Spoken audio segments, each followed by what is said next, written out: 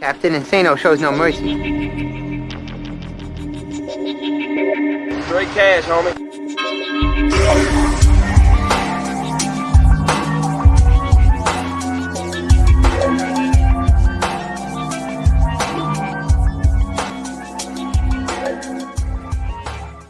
Hold on to your butts. What's up, everybody? Welcome back to the Basement Monsters podcast. Dude, sorry we couldn't get to you guys at halftime, but these games have been running a little long. I know the game that we were watching, the Ravens and Steelers, there's like 4 or 5 injuries that kept that game maybe 30, 40 minutes. It's going to be halftime of the next game by the time they're done. Yeah, so they still get a whole hell of a lot of time. The Steelers actually just went up in that game. Mm-hmm. I believe it's 28-20. Right, yeah, go ahead.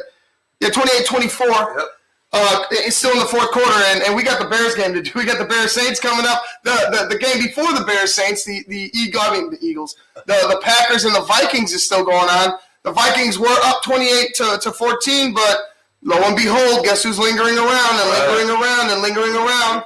Aaron Rodgers, and they also got the 2-point conversion on that touchdown. So now they're just down 6. So a touchdown wins it. A touchdown and an extra point pretty much seals the deal for the Packers if the Vikings can't hold on. But we're gonna go ahead and jump right into it. Bears Saints. It's America's game of the week, even though Luke doesn't want to believe it. He's like, America's game of the week should be Bucks, and Bucks. That's pretty much where it should be down the line. And you know what? Like, to be honest with you, I wouldn't blame you. They're on fire right now. But guess what? Tough titty. Bears Saints. So let's jump into it, dude. Bears versus Saints are coming up in a couple minutes. We know the story.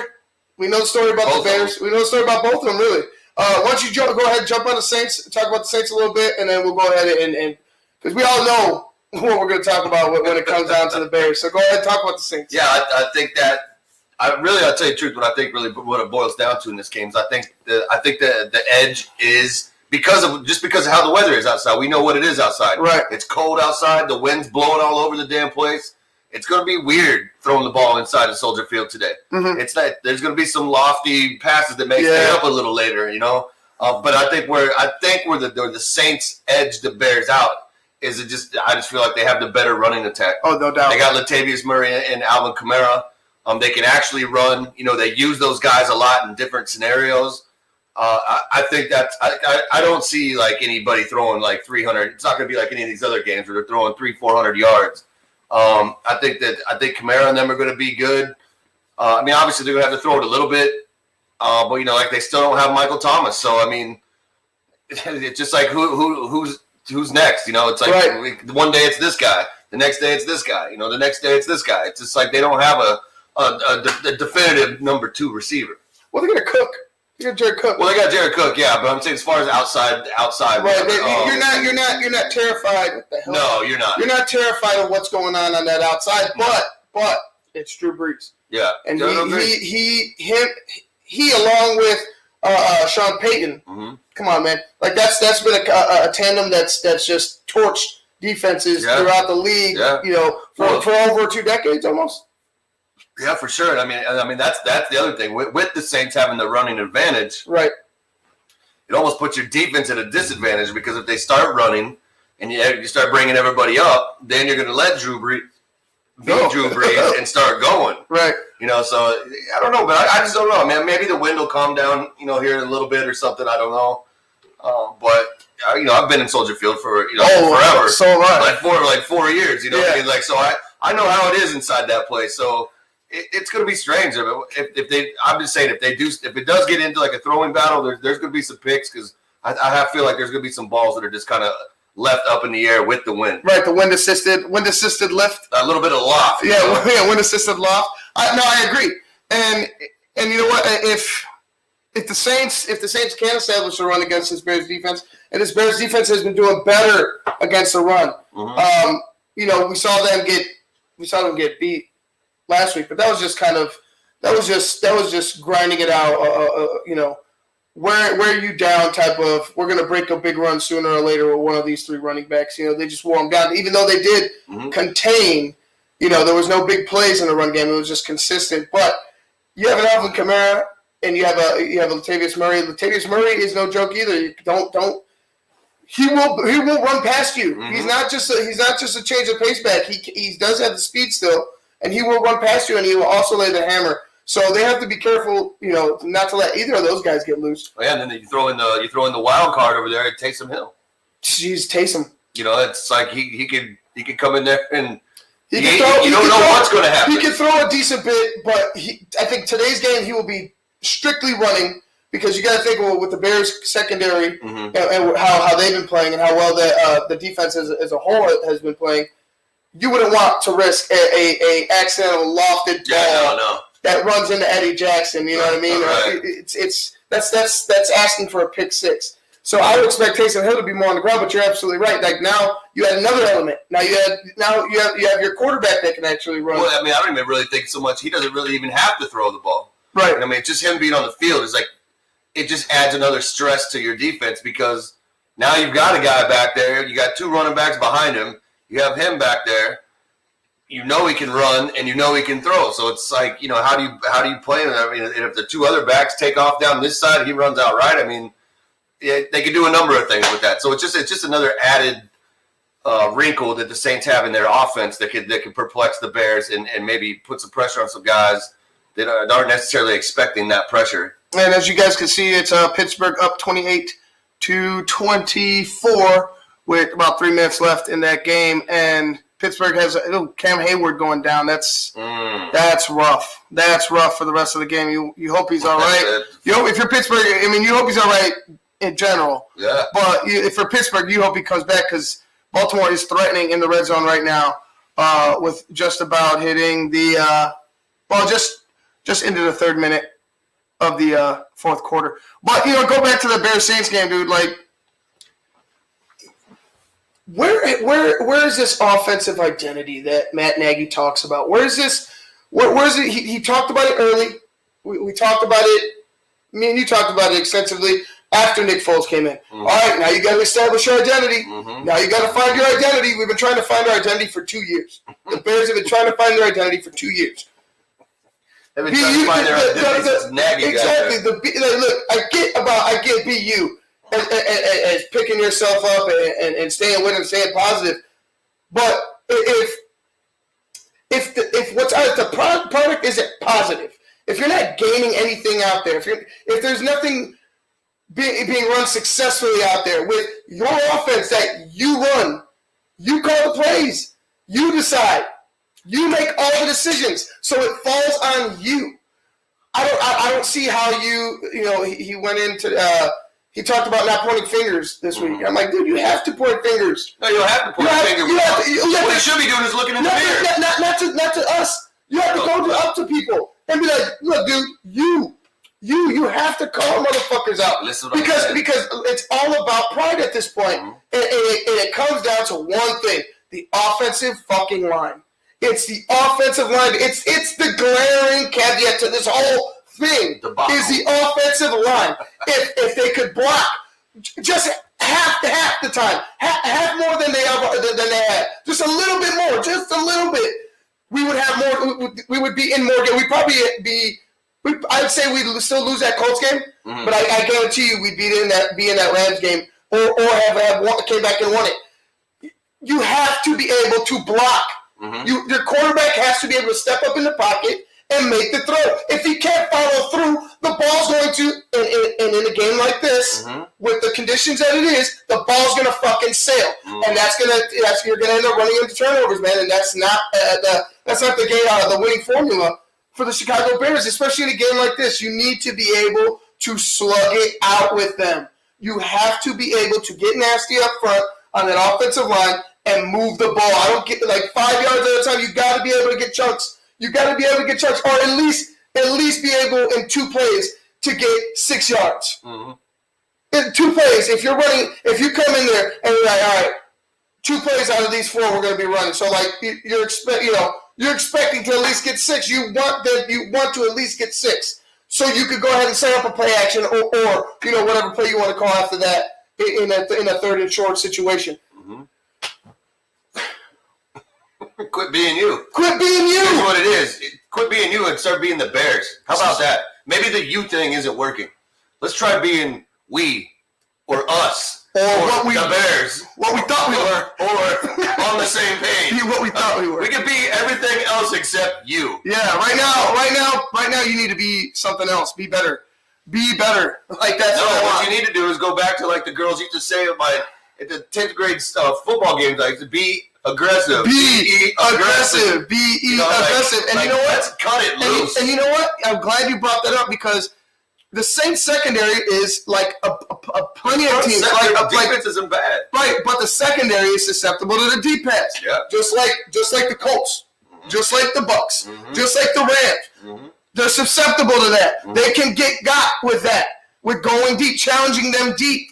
You're going to run into a penalty or two. The thing is that if your quarterback has no fucking time, again, for the umpteenth time, if he can't get any blocking on his blind side, well, he's going to be on his ass. Well, that's just my other thing, too. Is like, I mean, how long do you let Leno hurt you?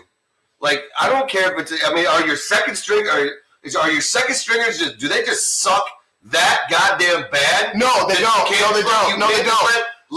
Just do an experiment. Put one in for a quarter or a drive. Well, they did. Just see. Dude, they did. Alex Barnes goes in against the Bucks. Right. Goes in against the Bucks, right? Yep. Gives up a sack. You don't hear his name called the rest of the game. Does fine. Then all of a sudden he has a shoulder injury, right? So all of a sudden he has a shoulder injury. He's out. You put in this guy Coward. The guy like, I get he's aggressive. He ain't no puss. But he's not doing the job. He's not where he needs to be. He's not doing the thing. He's not doing the little things that make a person in his position successful. He's whipping on blocks, not even touching guys sometimes. Mm-hmm. Guys are going cutting right through the hole. He's not getting to the second level. Yeah. Like there's a plethora of things I could list off. You have to find it, and it comes down when I was talking on the Barely pregame show. I was talking. One of my keys for the Bears was, hey. You know what? You're going to have to find some pride on that offensive line.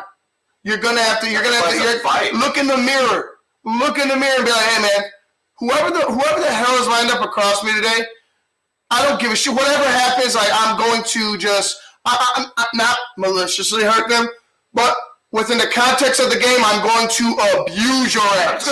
I'm going to abuse your ass throughout this game for every quarter. I'm going to beat you down. And I don't know if they have that mentality. I don't know if they have that mentality. You want to know what works? Just go sit in your car and look in the rearview mirror and tell yourself that you suck and you need to do better. Yeah. Look what happened. Did wonders for Cam Newton. He sucked last week, went and sat in his car, looked in the rearview mirror and told him you got to be better. Told himself you got to be better. Or else you're going to sit your ass down. That's why I don't think these guys have it. Like, that's the thing that blows my mind. It's like, obviously their second stringers suck so bad. Where's the nasty? Like, these guys know I can just suck and I'm still going to start the next game. Like, there has to be something there. There's got to be something. Like, the defense needs to be getting in the offensive line's ass. Somebody, because obviously Matt Nagy can't light the fire. Nick Foles can't light the fire. It's got to be somebody on the field. It's got to be somebody on the field. Or even a former player. Not even that. I don't want no former player. I want somebody in that locker room now. Dude, anybody. No, because we talked about that before with them. Every time the Bears are good, here come the 85 Bears. Oh, yeah. Here comes everybody that we see. I'm talking like more recent guys. Like, or somebody like that. Like, like somebody more recent. I can see it. I can see it in his position with his platform, saying something spot on because he normally. Well, I never, to my knowledge, anytime I listen to Olin Cruz talk about football, I don't ever come away from it like, what the hell is he talking about? Right. It's never irrational or illogical. Mm-hmm. It's always spot on. So. Yeah, maybe, but you know what? I'd rather be in that locker room. I'd rather it come from that head coach. I'd rather it come from my head coach. I'd rather my head coach good luck. show me some selflessness. Forget the BU and just get a laser. Call the plays this game. Just give him a game. Give him a game. Step away. Give him 2 games. Give them 2 games to call. Mm-hmm. If you don't like what you see, go back to yourself. You can always come back to being you. Mm-hmm.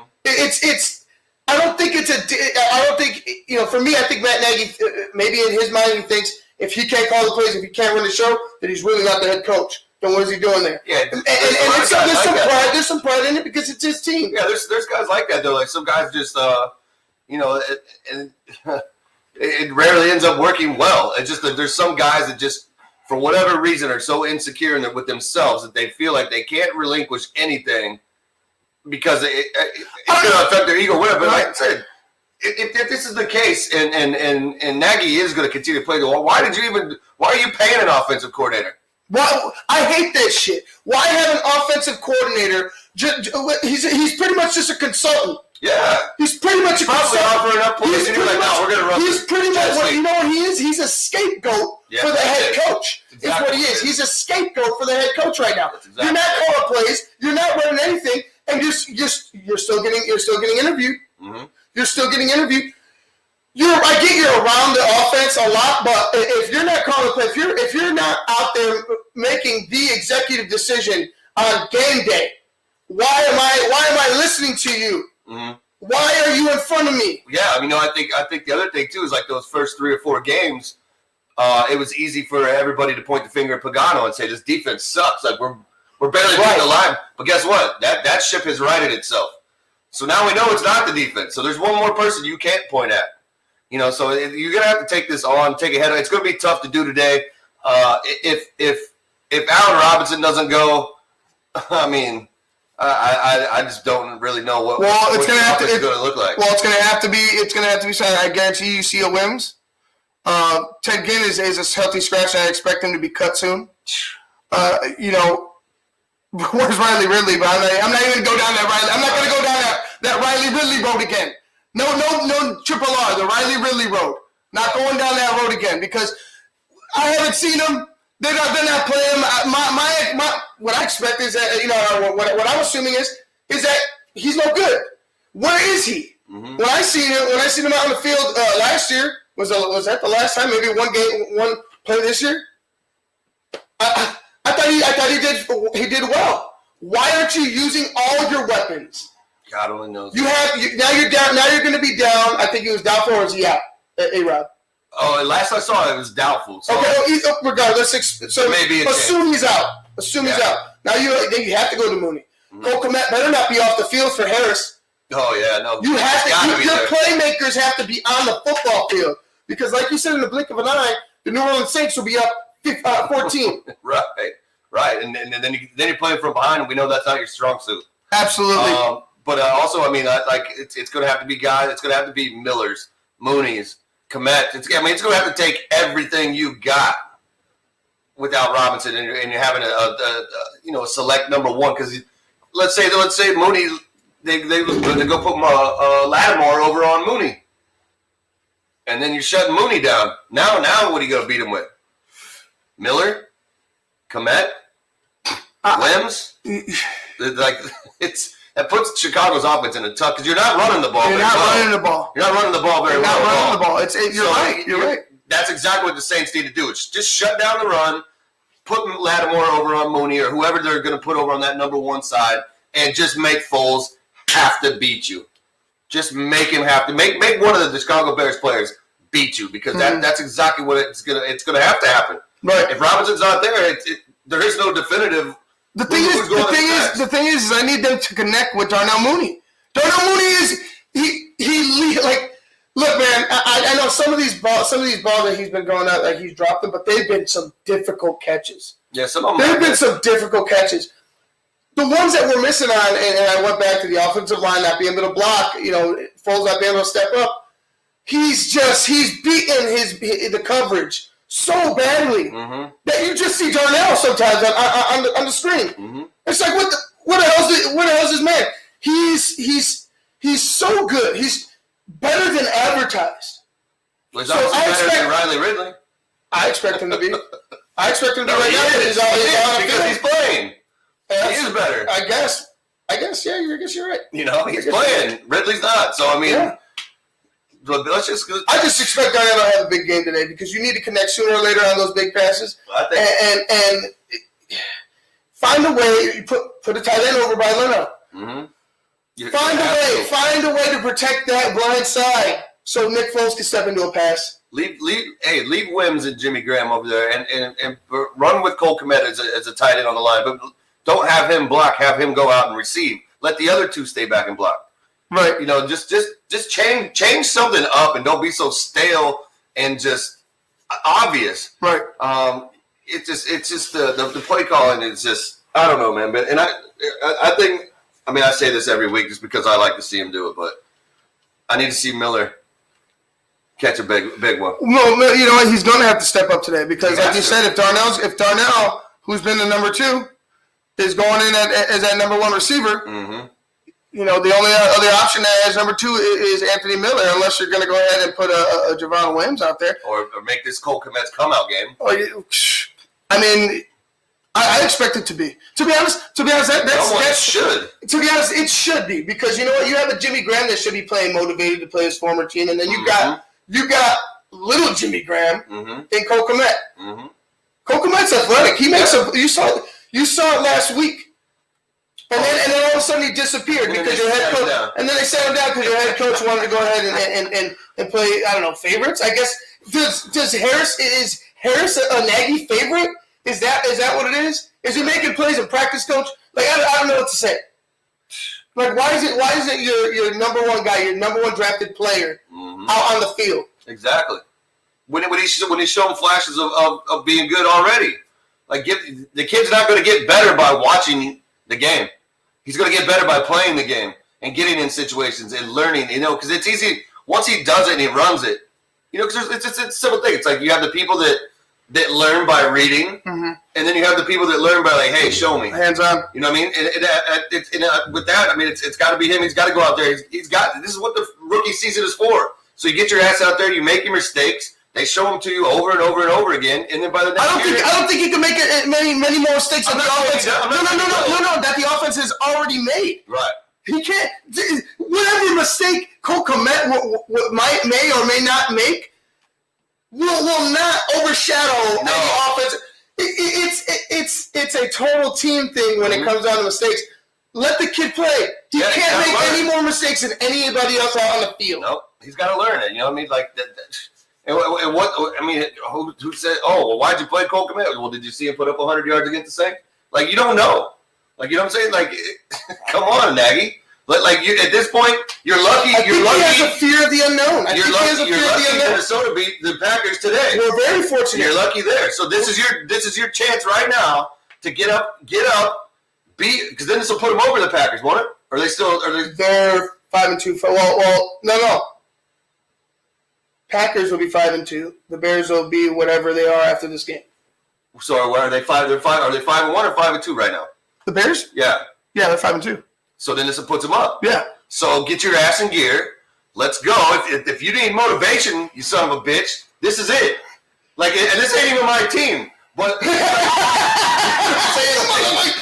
watch you every day and we go. Right. Like, let's do something. Because listen here. Right. You get up on them. You got one more game after this. Right. And then you play them. And if you can put those 2 wins under your belt, then shit, man, you got the division. You're going to the playoffs. But guess what? Because we all know how to beat Green Bay now. Everybody in the world knows how to beat Green Bay. Just run it right at them. They can't stop shit. They can't stop nothing. So just run it right at them. You guys get it. Get the win today. Go up. Beat your team next week. And then beat Green Bay in Green Bay. And are they in Chicago next time? They are. I can't remember where it's at. Anyway, just beat them, and then you're up, and that division's yours. You know, and then you got to play the Vikings again. Then you got to play the Lions again. You know what I mean? Like, right? We got a final. You got your division. We got a final. The Pittsburgh Steelers beat the Baltimore Ravens 28-24 to remain undefeated in that tough ass. They had to work for it. They had to work for it. All right, y'all. We're gonna go ahead and get to the Bears Saints. The teams are just taking the field. We're gonna get ready. For the kickoff. Grab a couple more beers. Probably hit this bowl a couple more times. I think Josh might be showing up. I don't know what's going on. That's cool. But we're gonna get to you guys at the halftime of the Bears and the Saints. Stay with us. We'll be hit us up. Do whatever. we'll be having fun. I can't believe that these guys came back and won. To be honest with you. Yeah, I know. I can't believe that the Steelers came back. I can't believe that. I can't believe that the what's it called? The Tennessee Titans actually lost. Well, Burrow's just a beast. I told you about Joe Burrow. Oh, I've known. I told you about that dude. He's a stud, man. All right, y'all. We'll get back to you guys at the half. This has been the Basement Monsters podcast on Sports Zone Chicago.